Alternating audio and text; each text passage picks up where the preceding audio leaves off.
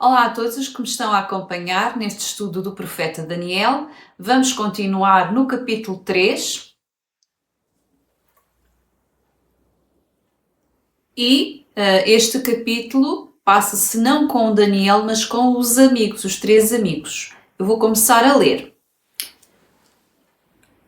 O rei Nabucodonosor mandou fazer uma estátua de ouro com a altura de 60 côvados e a largura de 6, e levantou-a na planície de Dura, na província de Babilónia. A seguir, o rei Nabucodonosor ordenou aos sátrapas, magistrados, governadores, conselheiros, tesoureiros, juízes e juristas e a todas as autoridades da província que se reunissem e estivessem presentes à cerimónia de inauguração da estátua erigida pelo rei Nabucodonosor.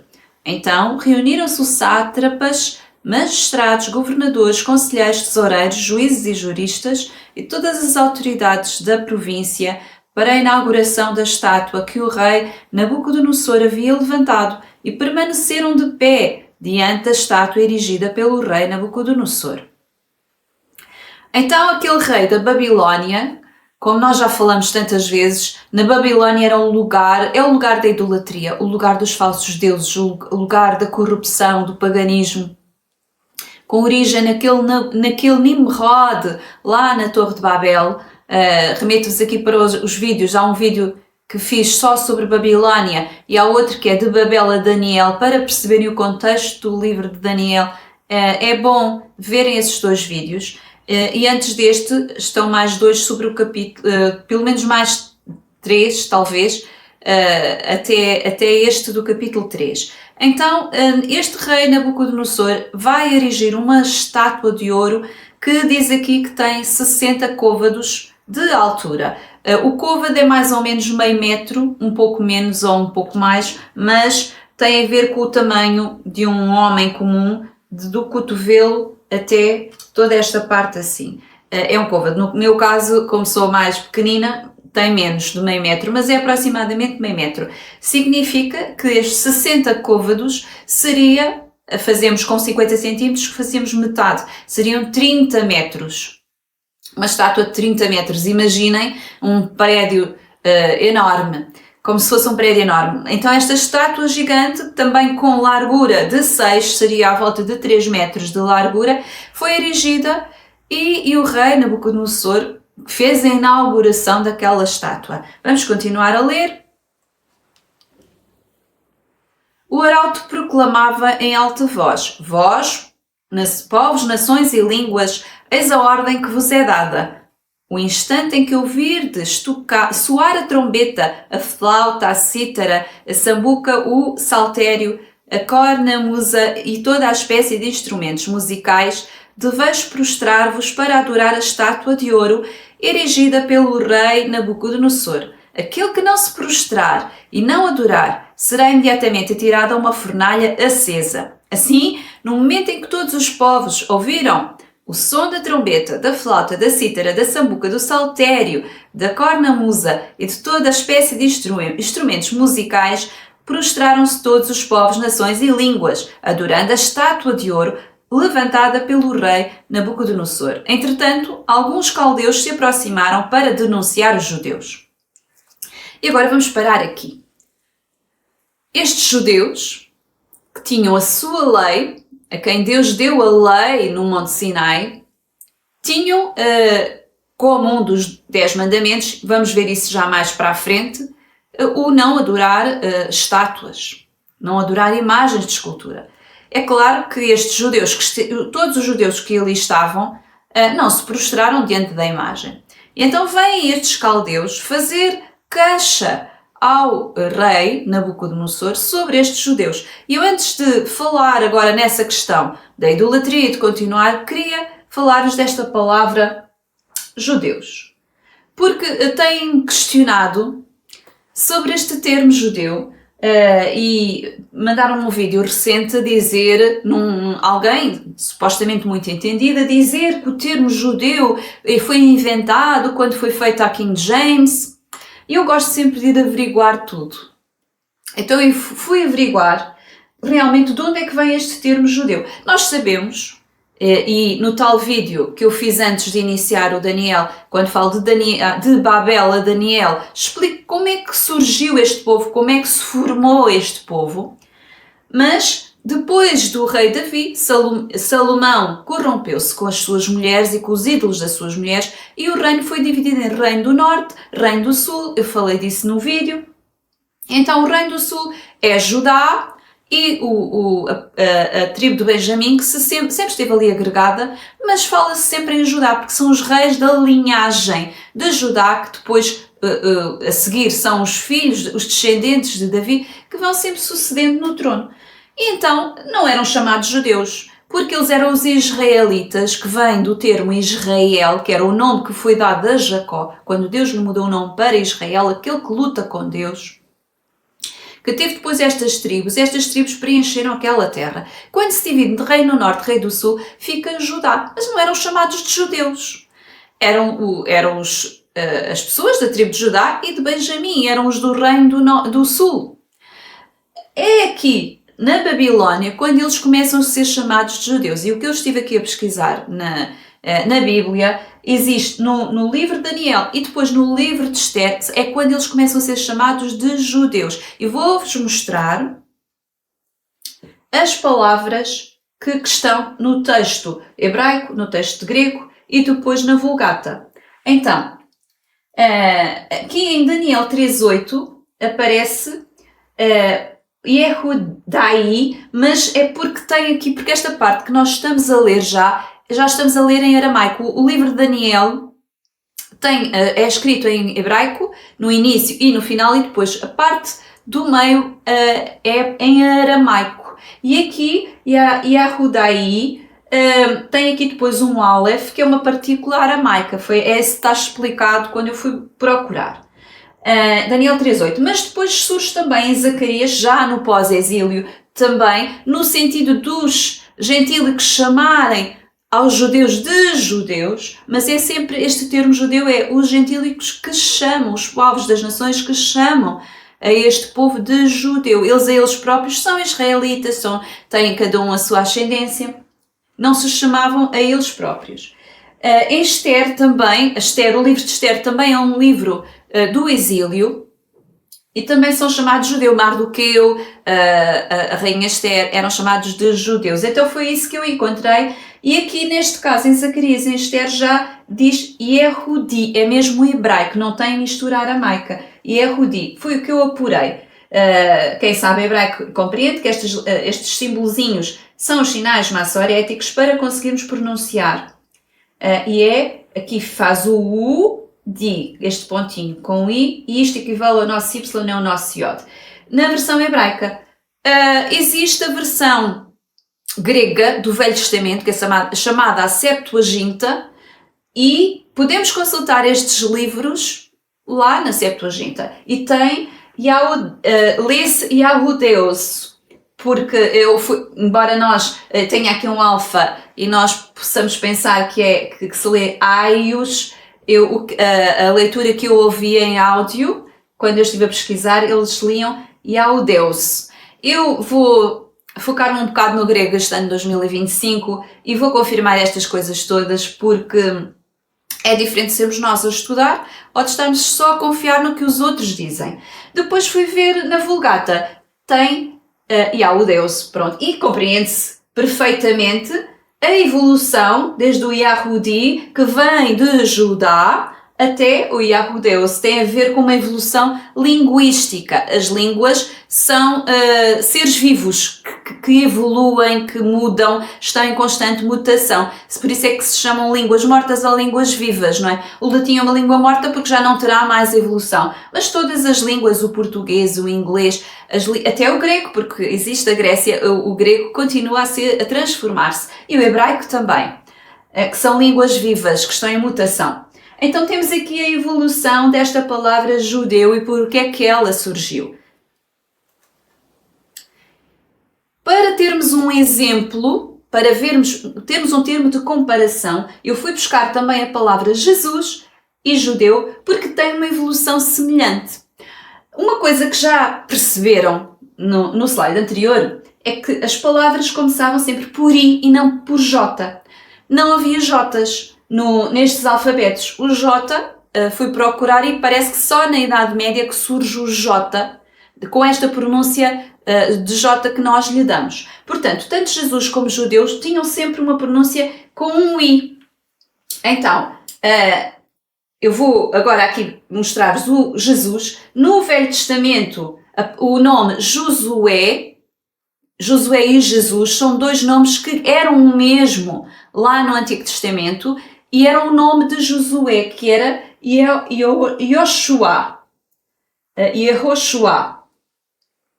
que depois, mais tarde, já na época de Jesus, tinha uma forma contraída e dizia-se Yeshua, porque era uma contração, era o nome que chamavam a Jesus naquele tempo. Mas o nome hebraico, se calhar podemos dizer, por exemplo, José ou António, na nossa linguagem portuguesa nós dizemos o Zé ou o Tó. É uma forma, em inglês também há muito Jim para James. Então aqui o Yeshua seria uma abreviatura do Yoshua. Depois no grego, os nossos Novos Testamentos são todos em grego, porque foi-se compilando para levar o Evangelho às nações e ficou em grego. Alguns terão sido originalmente escritos em grego. Dizem que o Mateus, que havia uma versão hebraica e depois foi passada para o grego, o Apocalipse tem muitos hebraísmos, mas a verdade é que nós temos hoje o Novo Testamento em grego. E no grego tem Iesus também com I, sempre com I. Aqui é na Vulgata Latina, Iesu é como está no latim, e hoje nós pronunciamos Jesus, foi uma evolução. É semelhante, só que usamos este J, o tal que surgiu na Idade Média. Pelo menos eu não sou linguista, mas foi o que eu apurei recentemente. Quando eu publicar, se algum de vós tiver informação, pode comentar, e eu gosto sempre de ouvir outras opiniões e aprender com todos. Aqui está, o Yahudi era, no hebraico, o termo para judeu, Iodeos, e depois na Vulgata Latina também tem Iudeu. Aqui vê-se mais Iodeos, não é? E esse Judeus passa para judeus. É assim que se dá o processo da evolução linguística das palavras. Portanto, eu gosto de orar Yeshua. Habituei-me eu tinha 20 e poucos anos quando ouvi explicar isto do nome de Jesus, e eu gosto de lhe chamar pelo nome que lhe chamavam cá na Terra. Mas eu falo também Jesus quando estou a ensinar, quando quero falar às pessoas, porque elas conhecem Jesus por Jesus. Mas quando eu oro, quando estou em oração, na minha oração privada ou com outras pessoas, eu gosto de usar Yeshua. Às vezes para ensinar também, é conforme os destinatários, se eles entendem ou não. E vamos avançar. Então, no Evangelho de Mateus, logo no início do Evangelho de Mateus, diz: livro da geração de Jesus Cristo, filho de Davi, filho de Abraão. Abraão gerou Isaac, Isaac gerou Jacó, Jacó gerou Judá e seus irmãos. É deste Judá que vem os tal judeus. Porque este também não era Judá, também não havia Jotas. Não há Jotas. Mesmo para o nome de Deus, não pode ser Javé. Terá que ser Yahweh ou algo assim, por causa das letras, da pronúncia. Só que nós habituamos a usar os sons que nos são mais familiares, e ouvimos alguém nos disse que era assim, nós repetimos. Mas não havia Jotas nestas línguas. E então, no Evangelho de João, a samaritana, que pertencia àquele reino do norte, mas a samaritana não era da descendência dos israelitas, porque eles foram levados em cativeiro, eram aqueles 5 povos que foram ali colocados pelo rei da Assíria, mas estavam ali misturados com algumas pessoas mais pobres que ficam sempre, não é? Quando há os cativeiros, ficam sempre os pobres. Então a samaritana até podia ser que tivesse ali ascendência também, não sabemos. Mas ela diz a Jesus assim: sendo tu judeu, me pedes de beber a mim? Portanto, ela chama-lhe de judeu. Os judeus são sempre, aqui pelo menos no Velho Testamento, são os de fora que chamam. Agora, no Novo Testamento já não é assim. No Novo Testamento eles já tinham assumido aquela identidade, e judeu era aqueles que tinham a ascendência. Com a evolução judeu tornou-se quase sinónimo de israelita, porque hoje em dia fala-se daquela ascendência do descendente de Jacó como judeu. E até aqueles que não são judeus, não só os falsos judeus, mas aqueles que aderem por conversão, também se auto-chamam de judeus. Mas na realidade judeu era da tribo de Judá, os outros são israelitas, isso é que seria correto. Mas tornou-se um termo generalista, o judeu, e não tem a ver com a religião judaica, mas muito com a ascendência, porque um gentio pode praticar a religião judaica sendo gentio, não é? Ele passa a ser judeu de religião, não é? Mas vai ser sempre considerado gentio. Então, o judeu tem muito a ver com a questão étnica. Não vou passar mais tempo, é só para ficar aqui claro que Jesus era judeu, vinha da tribo de Judá, de um povo que existiu, que eu expliquei naquele vídeo de Babel a Daniel, explico como é que surge todo este povo, e é muito claro que Jesus é judeu, nasceu em Belém da Judeia, não Belém da Galileia, é Belém Efrata, vem muito claro nos Evangelhos. E fica aqui este ponto assente e vamos avançar. Então, continuando a ler, diz: E pedindo a palavra, disseram ao rei Nabucodonosor: Ó rei, vive para sempre. Tu, ó rei, promulgaste um decreto pelo qual todo homem que ouvisse o som da trombeta, da flauta, da cítara, da sambuca, do saltério, da cornamusa e de toda a espécie de instrumentos musicais devia prostrar-se e render culto de adoração à estátua de ouro. E todos os que não se prostrassem e se recusassem a adorar seriam precipitados na fornalha acesa. Ora, aí estão alguns judeus a quem confiaste a administração da província de Babilónia, a saber, Sidraque, Misaque e Abednego. Estes homens não tomaram conhecimento do teu decreto, ó rei, não servem ao teu Deus e não adoram a estátua de ouro que levantaste. Então, ardendo em cólera, Nabucodonosor ordenou que lhe trouxessem à presença Sidraque, Misaque e Abednego. Conduzidos esses homens imediatamente perante o rei, disse-lhes Nabucodonosor: É verdade, ó Sidraque, Misaque e Abednego, que não servis a meus deuses e não rendeis adoração à estátua de ouro que erigi? Pois bem, estás pronto a ouvirdes o som da trombeta, da flauta, da cítara, da sambuca, do saltério, da cornamusa e toda a espécie de instrumentos de música, a vos prostrar e a render culto de adoração à estátua que fiz? Se não a adorardes, sereis imediatamente precipitados na fornalha acesa. E qual é o Deus que poderia livrar-vos das minhas mãos? Vejam aqui, o rei Nabucodonosor queria que eles adorassem aquela estátua. Lembrem-se que quando Daniel foi trazido à Babilónia com estes seus amigos, estes três amigos, eles começaram por lhe mudar os nomes, e os nomes que tinham o nome de Deus neles, Daniel era a justiça de Deus, por exemplo, e os outros tinham todos significados relativos ao nome de Deus. Ao mudarem o nome, colocaram nomes de ídolos, por exemplo, o Daniel era Belsazar, algo assim, ou Baltazar, era um nome assim. Eu faço confusão porque havia um rei aqui no livro de Daniel que é Beltasar e depois o Daniel também é Baltazar, são todos nomes assim parecidos e eu não consigo decorar. Tinha que escrever aqui e agora não tenho aqui. Mas tem a ver com Bel, e Bel era um deus da Babilónia. E todos estes nomes que lhes colocaram eram nomes com ídolos. Então eles começam por mudar-lhes o nome, mudaram-lhes a alimentação e eles conseguiram ultrapassar esse pormenor, se forem ver lá no capítulo 1. E agora, a última coisa, era que eles também dobrassem o joelho aos deuses falsos da Babilónia. Eles construíram esta imagem e era uma imagem, não sei se era uma imagem de um deus em si ou se era só uma imagem enorme que eles queriam que fosse adorada, que o rei queria que fosse adorada. Mas aqui a questão é que os judeus não faziam isso porque tinha a ver com a lei que Deus lhes tinha dado. Eu coloquei-vos aqui os 2 primeiros mandamentos dos 10 mandamentos. Eu sei que há grupos cristãos que agora dizem que os 10 mandamentos são outra coisa, mas os 10 mandamentos que Deus deu em Êxodo 20 e que são repetidos em Deuteronômio antes deles entrarem na Terra Prometida, São 10 mandamentos que estão lá descritos e os 2 primeiros são estes. Depois destes é não invocar o nome de Deus em vão, a santificação do sábado, não adulterarás, não matarás, não roubarás, todos até ao final, não cobiçarás. Agora não vamos debruçar-nos sobre só os mandamentos, mas eu queria ler-vos estes 2 primeiros.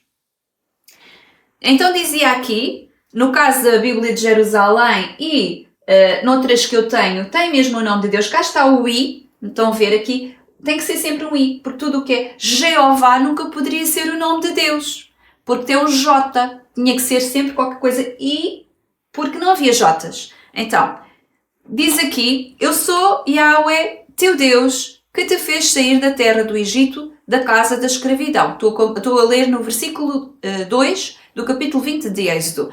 Não terás outros deuses diante de mim, é a primeira coisa. Portanto, independentemente se haja imagens ou não haja imagens, há pessoas que não usam imagens, mas têm ídolos que não são de Deus, prestam culto no seu coração a ídolos que não são Deus.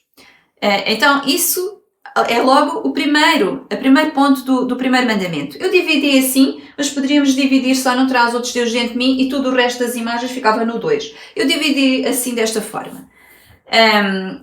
Então, não farás para ti imagem esculpida de nada que se assemelhe ao que existe lá em cima nos céus, ou embaixo na terra, ou nas águas que estão debaixo da terra, e não te prostrarás diante desses deuses e não servirás, porque eu, Yahweh, teu Deus, sou um Deus ciumento, que puno a iniquidade dos pais sobre os filhos até à 3ª e 4ª geração dos que me odeiam, mas que também ajo com amor até à 1000ª geração para aqueles que me amam e guardam os meus mandamentos. Então, este povo que se formou no Egito, foi para lá um conjunto de famílias, mas veio uma nação que depois cresceu durante 40 anos no deserto e quando entra na terra prometida eles espalham-se e são uma nação, este povo tinha esta lei. E o primeiro mandamento era não ter outros deuses e não fazer imagens. E tinha também o mandamento de não se prostrar perante essas imagens. Não era só fazê-las e tê-las ali, mas era também não se prostrar perante elas. Então, eles nem as faziam, nem se prostravam. Nenhum tipo. Na imagem, como diz aqui, nada do que se assemelha ao que existe lá em cima, anjos, de coisas divinas, nos céus ou debaixo da terra, demónios, ou não sei, outra coisa, ou peixes. Havia um deus peixe, por exemplo, que era Dagon, que os filisteus serviam. Então, tudo o que é tipo de deuses, há outros deuses que fazem serpentes, e aqui o mandamento tem a ver com não fazer imagem para prestação de culto e não se prostrar perante elas. Não tem a ver, não há nenhum mal nós fazemos objetos de cerâmica, fazer bonequinhos, não há esse problema. O problema é considerarmos aquilo, prestar uma veneração, um culto àquilo, à imagem, e prostrarmos perante a imagem. Eles estavam proibidos de fazer isso. Então imaginem, estes jovens estão ali, já era difícil estar ali, tinham ultrapassado muitos desafios e agora, não só os jovens, mas os judeus que estavam ali, eles não se podiam prostrar perante aquela imagem e a vida deles ficava em risco por causa disso. Então, o contexto de toda a situação é este. E vamos avançar então a leitura. Em resposta disseram Sidraque, Misaque e Abednego ao rei Nabucodonosor: não há necessidade alguma de replicar-te neste assunto. Se assim for, o nosso Deus a quem servimos tem o poder de nos livrar da fornalha acesa e nos livrará também ao rei da tua mão. Mas, se ele não o fizer, fica sabendo ao rei que não serviremos o teu Deus, nem adoraremos a estátua de ouro que levantaste. Então, Nabucodonosor encheu-se de cólera e a expressão do seu rosto alterou-se contra Sidraque, Misaque e Abednego. E, tomando a palavra, deu ordem para que se aquecesse a fornalha 7 vezes mais que de costume. Então eu tenho estado a fazer este paralelo destas pessoas que foram levadas para um país que é o auge do paganismo, da idolatria, das trevas ali espessas, aquele lugar da Babilónia. E tenho estado a fazer um paralelo entre eles e nós hoje. Nós nascemos aqui já, no meio de um meio pagão corrompido, até o cristianismo se corrompeu em grande parte. Nós estamos aqui. E tal como estes rapazes ali, tal como estes judeus que foram levados para ali, para um meio pagão, nós aqui também temos que escolher muitas vezes dizer não. E quanto mais nos aproximamos dos tempos do fim, mais nós temos que nos treinar a aprender a dizer não a muitas coisas que nos vão obrigar a fazer. Agora já nos seduzem com muitas coisas. Eu vou ler só o último slide e já vou continuar. Então, o último, que eu pensava que já tinha lido o último. Depois ordenou aos homens mais fortes do seu exército que amarrassem Sidraque, Misaque e Abednego e os precipitassem na fornalha acesa. Eles foram, pois, amarrados com as suas túnicas, seus calções, seus barretes e suas outras vestes, arremessados à fornalha acesa. Entretanto, porque a ordem do rei era peremptória e a fornalha estava excessivamente acesa, os homens que nela arremessaram Sidraque, Misaque e Abednego foram mortalmente atingidos pelas chamas. Quanto aos 3 homens, Sidraque, Misaque e Abednego caíram amarrados no meio da fornalha acesa. E eu não vou ler agora o resto da história, é outra parte do capítulo 3, mas deixo esta reflexão, aquilo que eu estava a falar. É muito importante para nós aprendermos a dizer não. Aquele que quer ser discípulo de Jesus e viver neste tempo, estando do lado de Deus e não do lado das trevas que estão a aumentar neste tempo do fim, tem que aprender a tomar estas posições. Estes rapazes colocaram a sua vida em risco. Eles disseram, se Deus nos salvar, salvou. Se Deus nos salvar, nós não nos vamos dobrar esta estátua idólatra, mesmo que esteja a nossa vida em risco.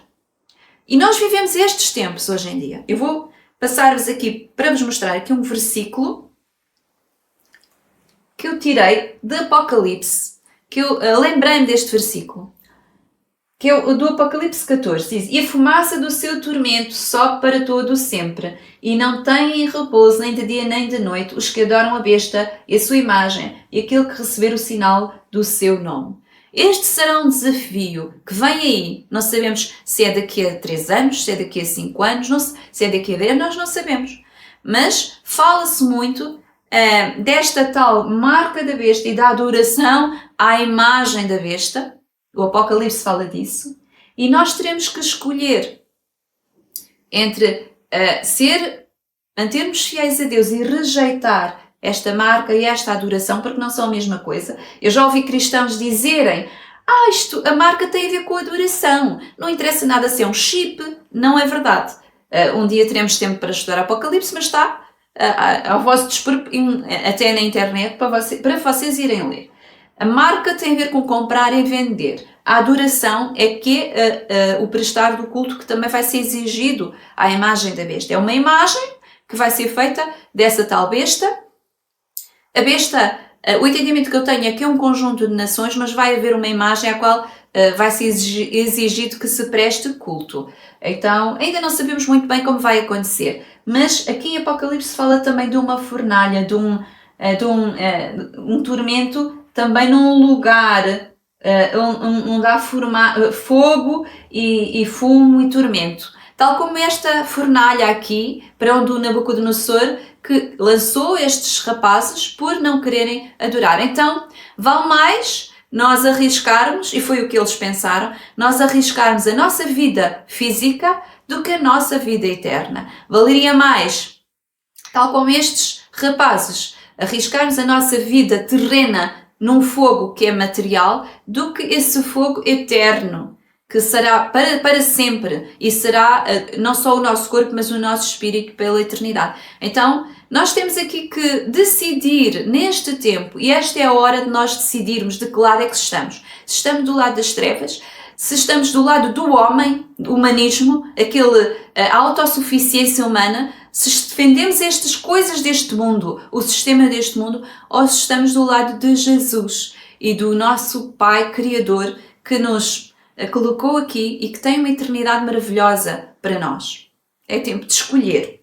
E eu termino este vídeo com esta palavra que nós temos que aprender a dizer. E quem tem algum entendimento já percebe, nestes últimos anos, nós tivemos que aprender a dizer não. E cada vez mais nós temos que aprender a dizer não. Custe o que gostar, porque nós não somos daqui. Jesus disse que Ele viria e onde Ele estivesse nós estaríamos. Se nós morrermos agora, vamos estar com Ele onde Ele está neste momento. Se não acontecer, Ele virá fazer o seu julgamento quando chegar a hora, mas até lá nós precisamos aprender a dizer não.